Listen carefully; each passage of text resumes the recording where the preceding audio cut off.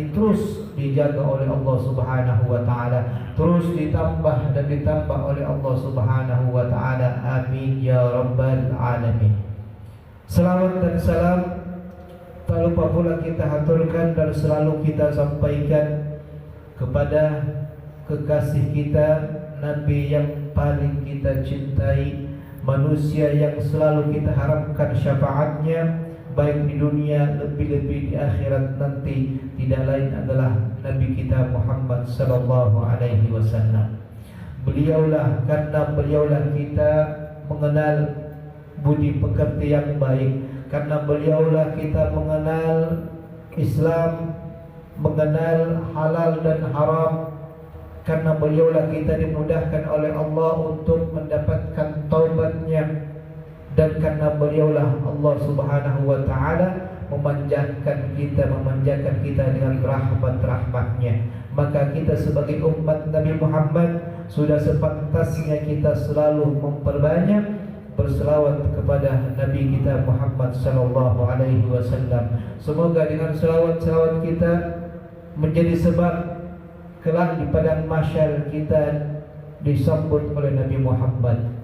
Kelak tatkala kita menyeberangi jembatan Sirat, kita dituntun oleh Nabi Muhammad, dan tatkala kita masuk surga, mudah-mudahan surga kita bertetangga dengan surga Nabi Muhammad sallallahu alaihi wasallam. Amin ya rabbal alamin. Hadirin hadirat yang dirahmati Allah Subhanahu wa taala. Saat ini Bapak Ibu sekalian, kita sudah hidup di akhir zaman, di mana sangat sulit bagi umat Islam untuk menjaga agamanya dengan baik. Kenapa? Karena banyaknya godaan untuk berbuat maksiat. Hal ini sesuai apa yang digambarkan oleh Nabi kita Muhammad sallallahu alaihi wasallam dalam hadisnya. Beliau bersabda, "Sayati 'alan nasi zamanun as-sabiru fihim 'ala dinikal qabidi 'alal jamar." Yang artinya akan datang kepada manusia suatu zaman, kata Nabi, di mana pada zaman itu as-sabiru fihim 'ala dinikal qabidi 'alal jamar, orang-orang yang kokoh pada agamanya, yang berpegang teguh terhadap agamanya, kal qabidi 'alal jamar, seperti orang yang menggenggam bara api. Begitu sulit dan berat di zaman kita sekarang dengan fitnah yang begitu luar biasa, berat bagi kita untuk betul-betul menerapkan syariat Nabi kita Muhammad sallallahu alaihi wasallam. Sampai-sampai Nabi mengibaratkan seperti orang yang menggenggam bara api. Hadirin, tahukah kita di akhir zaman ini siapa orang yang beruntung? Siapakah orang yang beruntung di akhir zaman ini? Orang yang beruntung di akhir zaman ini, Bapak Ibu sekalian, bukan mereka yang paling terkenal, bukan orang yang dipatuhi banyak orang, dan bukan pula orang yang paling banyak hartanya. Tapi yang paling beruntung di zaman ini adalah orang yang paling banyak mengamalkan sunnah-sunnah Nabi kita Muhammad sallallahu alaihi wasallam yang telah ditinggalkan umat.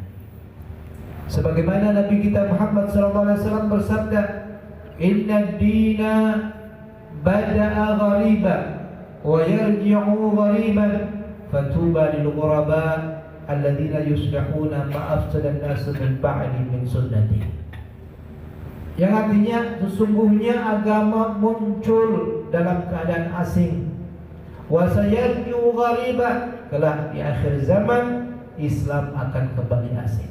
Nah, kita lihat Bapak Ibu sekalian, bagaimana para sahabat-sahabat Rasul sallallahu alaihi wasallam di zaman beliau yang betul-betul setia dengan Nabi Muhammad, yang betul-betul cinta kepada Rasul sallallahu alaihi wasallam, yang berpegang teguh dengan ajaran Nabi Muhammad sallallahu alaihi wasallam, mereka dianggap aneh, mereka diasingkan, mereka dianggap kuno dan lain sebagainya. Dan keadaan seperti itu, kata Nabi, wa sayarji'u ghariban, kelak di akhir zaman orang yang berpegang teguh terhadap agamanya dianggap asing, dianggap aneh. Nah, kita lihat orang yang berpakaian menutup auratnya dianggap ketinggalan zaman. Orang yang betul-betul menerapkan syariat Nabi Muhammad, menghidupkan sunnah Nabi Muhammad dianggap aneh, dianggap kuno.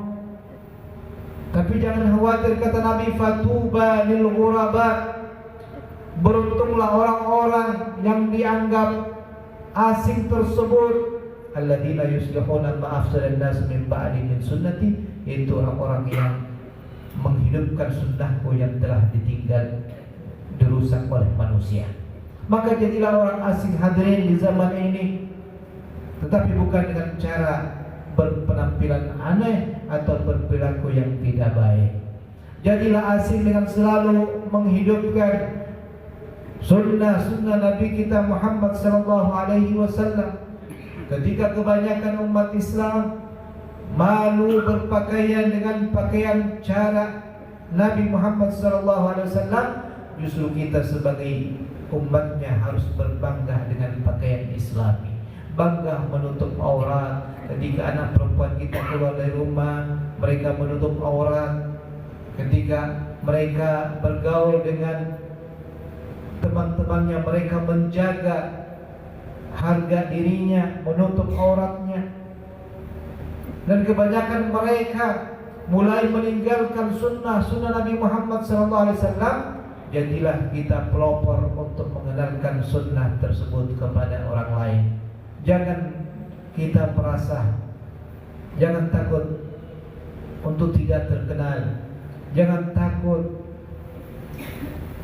kita dibicarakan dan lain sebagainya. Sebab orang asing seperti itulah yang beruntung di akhir zaman ini, Bapak Ibu sekalian. Oleh karenanya para sahabat bertanya kepada Rasulullah SAW, ya Rasulullah, manil ghuraba, wahai baginda Rasulullah SAW, siapakah yang dimaksud orang-orang asing itu, wahai Rasulullah? Maka Rasulullah menjelaskan, unasun salihun fi unasi su'in kathir man ya'usihim akthar mimman yuti'uhum, yaitu manusia-manusia yang soleh, kata Nabi, yang hidup di tengah-tengah manusia yang buruk perilakunya, yang menentang mereka lebih banyak daripada yang patuh kepadanya. Hadirin hadirat jamaah majelis ta'lim yang dirahmati Allah Subhanahu wa taala. Nah, di antara sunnah Nabi kita Muhammad sallallahu alaihi wasallam, Bapak Ibu sekalian, yang banyak dilupakan oleh umat Islam adalah menjaga tutur kata yang baik. Nabi kita Muhammad sallallahu alaihi wasallam tidak pernah berkata-kata kasar kepada siapapun, bahkan kepada musuhnya. Sahabat Anas bin Malik radhiyallahu ta'ala anhu yang telah melayani baginda Rasul sallallahu alaihi wasallam selama 10 tahun, beliau menggambarkan bagaimana kelembutan tutur kata Nabi kita Muhammad sallallahu alaihi wasallam. Sahabat Anas bin Malik berkata, lam yakunin Nabi sallallahu alaihi wasallam sabbaban wala fahasyan wala la'ana. Nabi sallallahu alaihi wasallam tidak pernah mencaci, tidak pernah berkata-kata kotor, dan tidak pula pernah melaknat.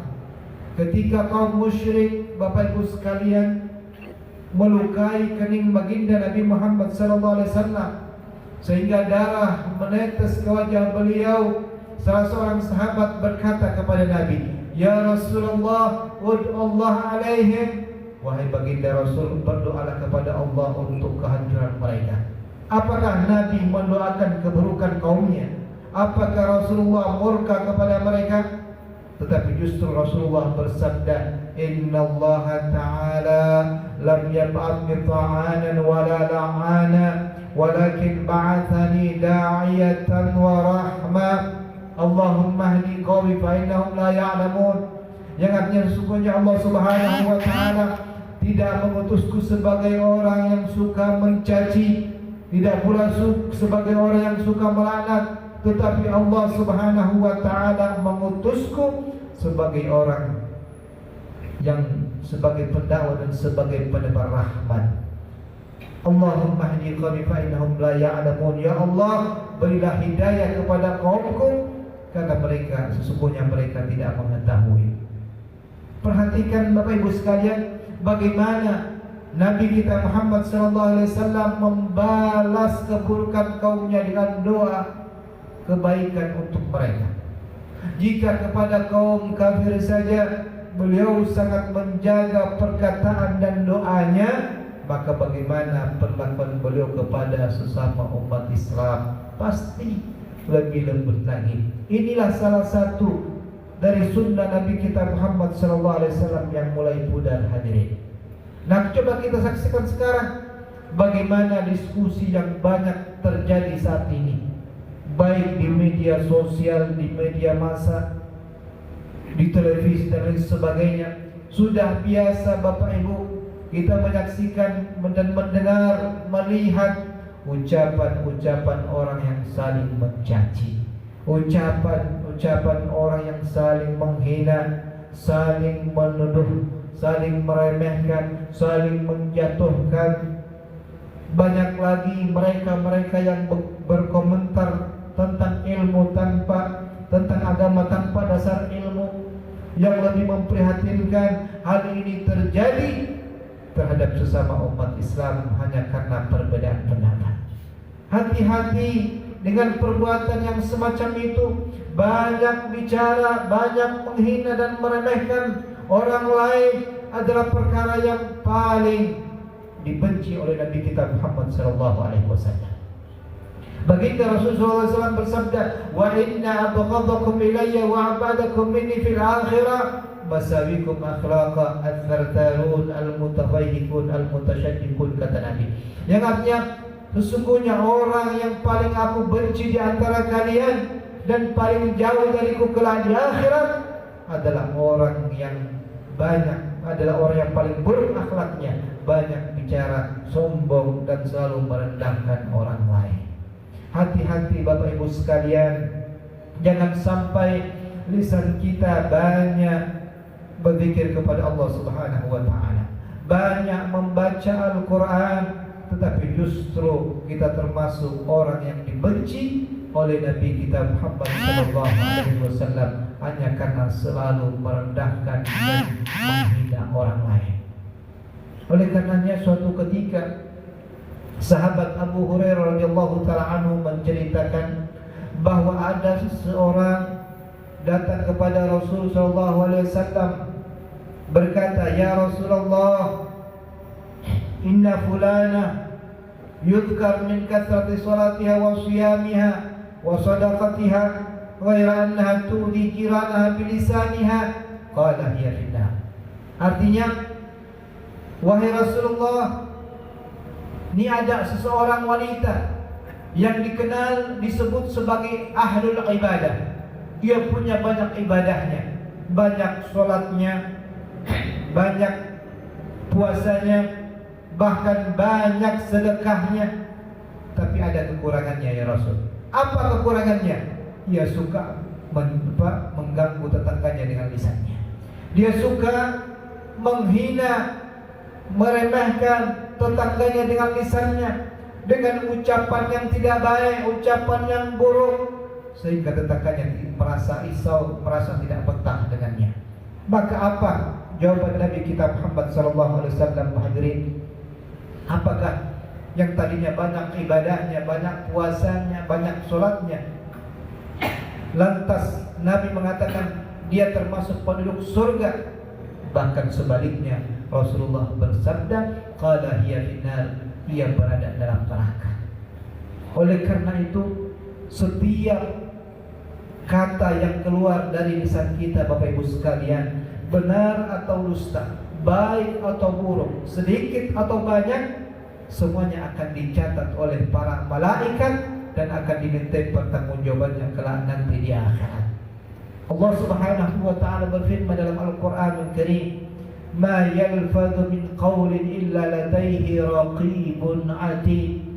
Tidak terucapkan suatu ucapan pun melainkan ada dua malaikat, Raqib dan Atid, yang selalu siap untuk mencatat apapun yang diucapkan oleh manusia.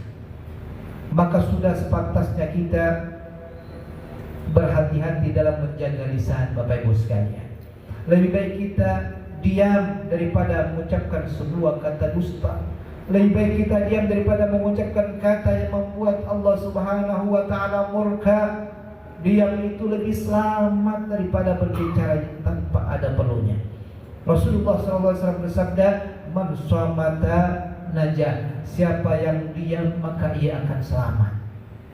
Maka dari itu hanya ada dua cara, Bapak Ibu sekalian, agar kita terhindar daripada bahaya lisan.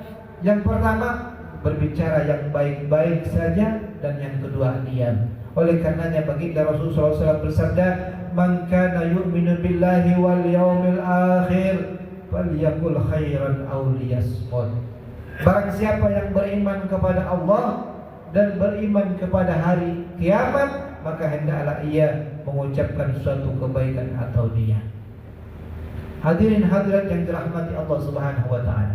Para ulama kita mengatakan lisanul ins, lisannya manusia itu jirmuhu shaghir wa jurmuhu kabir. Lidah manusia itu kata para ulama bentuknya mungil, bentuknya kecil, imut, wa jurmuhu kabir, namun bahayanya sangat besar sekali. Nah, kita dapat menyaksikan sendiri Bapak Ibu sekalian, bagaimana sebuah kata yang buruk, sepatah kata yang buruk dapat merusak negara yang tadinya harmonis, yang tadinya damai, tentram, berubah menjadi kacau balau. Sepatah kata yang buruk dapat merusak hubungan baik antara keluarga, dapat menyebabkan pertumpahan darah Bapak Ibu sekalian, dapat membuat seseorang sangat menyesal kelak nanti pada hari kiamat. Sebagaimana Nabi kita Muhammad SAW bersabda, "Innar rajula la yatakallamu bil kalimati la yara biha ba'san yahwi sab'ina kharifan finnar." Yang artinya sesungguhnya ada seseorang yang berbicara dengan satu kata, namun ia tidak menganggapnya berarti, namun karena sebabnya ia masuk ke dalam neraka selama 70 tahun. Bapak Ibu yang dirahmati Allah Subhanahu wa taala, maka dari itu gunakanlah lisan kita sesuai apa yang diciptakan oleh Allah Subhanahu wa taala. Ketika kita menggunakan anugerah Allah Subhanahu wa taala sesuai dengan misi dan keinginan Allah Subhanahu wa taala menciptakannya, berarti kita telah bersyukur akan nikmat Allah Subhanahu wa taala. Allah memberi kita lisan bukan untuk membicarakan kejelekan orang lain, bukan untuk mengucapkan kata-kata yang buruk, bukan untuk menghina, mencaci dan lain sebagainya, tapi semata-mata Allah menciptakan lisan manusia hanya untuk digunakan memperbanyak berzikir kepada Allah Subhanahu wa taala, memperbanyak membaca Al-Qur'an, memperbanyak berselawat kepada Nabi Muhammad sallallahu alaihi wasallam. Waktu-waktu kita di dunia ini begitu berharga Bapak Ibu sekalian. Oleh karenanya Al-Imamul Haddad, Al-Habib Abdullah bin Alwi Al-Haddad Sahibur Rat mengatakan, "Awqatuka umruk wa umruka ra'su malik wa alaihi aslu tijaratik wa bihi wusuluka ila ni'matil abad fi jiwarillahi ta'ala."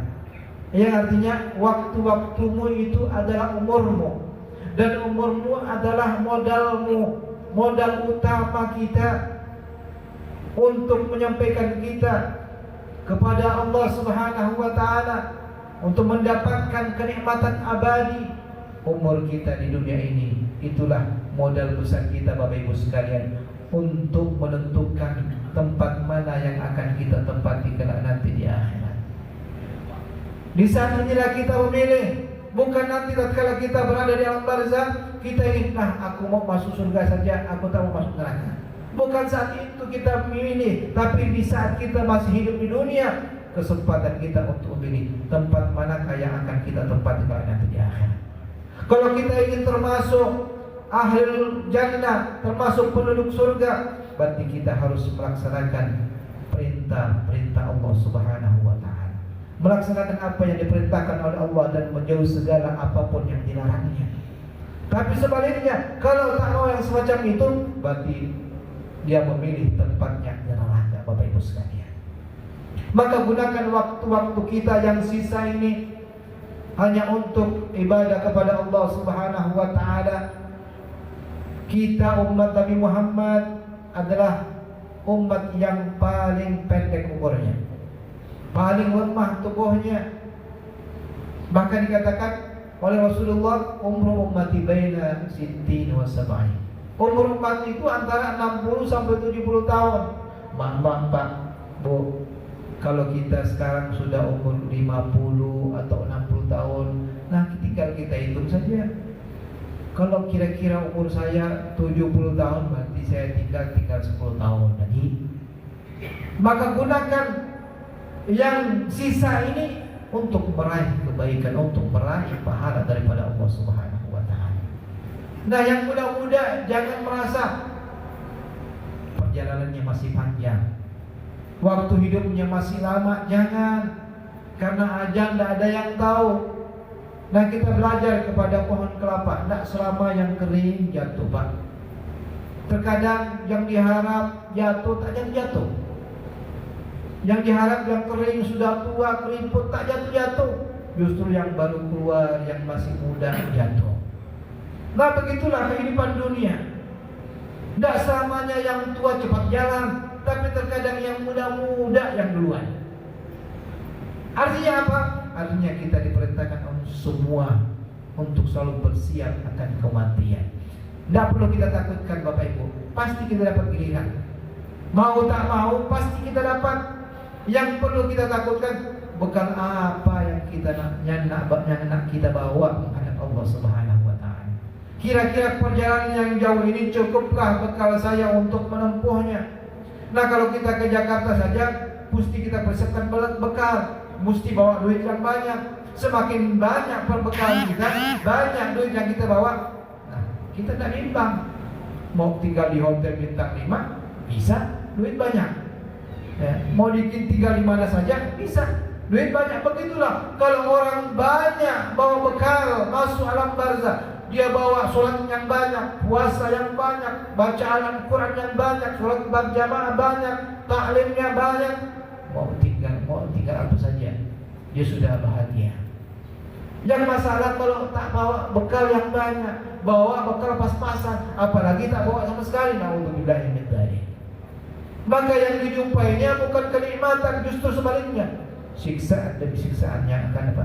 Yang akan dirasakannya, akan diberikan oleh para malaikat. Oleh karenanya, baginda Rasulullah SAW pernah bersabda, al-qabru awwalu manzilin min manazilil akhirah. Kuburan itu, Bapak Ibu sekalian, adalah tempat persinggahan pertama kita menuju alam akhirat.